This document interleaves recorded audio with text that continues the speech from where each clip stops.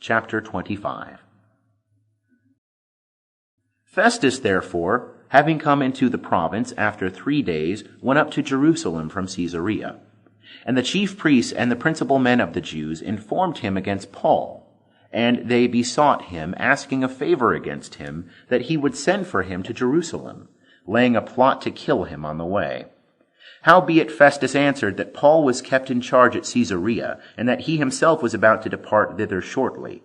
Let them therefore, saith he, that are of power among you, go down with me. And if there is anything amiss in the man, let them accuse him. And when he had tarried among them not more than 8 or 10 days, he went down unto Caesarea. And on the morrow he sat on the judgment seat, and commanded Paul to be brought. And when he was come, the Jews that had come down from Jerusalem stood round about him, bringing against him many and grievous charges, which they could not prove. While Paul said in his defense, Neither against the law of the Jews, nor against the temple, nor against Caesar have I sinned at all. But Festus, desiring to gain favor with the Jews, answered Paul and said, Wilt thou go up to Jerusalem, and there be judged of these things before me? But Paul said, I am standing before Caesar's judgment seat, where I ought to be judged. To the Jews have I done no wrong, as thou also very well knowest. If then I am a wrongdoer, and have committed anything worthy of death, I refuse not to die. But if none of those things is true whereof these accuse me, no man can give me up unto them. I appeal unto Caesar. Then Festus, when he had conferred with the council, answered, Thou hast appealed unto Caesar? Unto Caesar shalt thou go.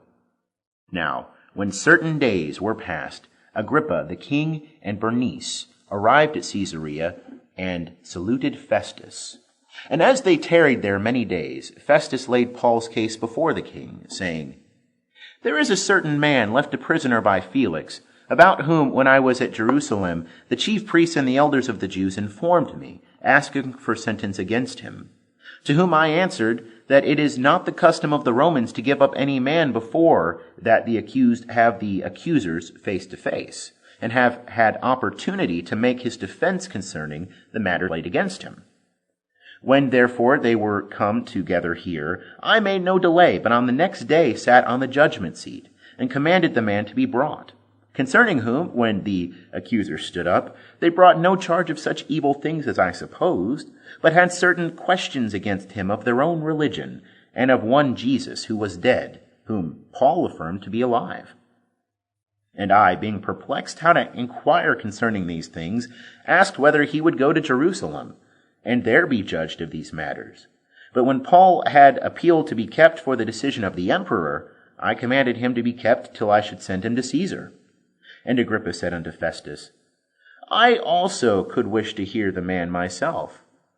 Tomorrow, saith he, thou shalt hear him. So on the morrow, when Agrippa was come and Bernice, with great pomp, and they were entered into the place of hearing with the chief captains and the principal men of the city, at the command of Festus, Paul was brought in. And Festus saith, King Agrippa, and all men who are here present with us, ye behold this man, about whom all the multitude of the Jews made suit to me, both at Jerusalem and here, crying that he ought not to live any longer.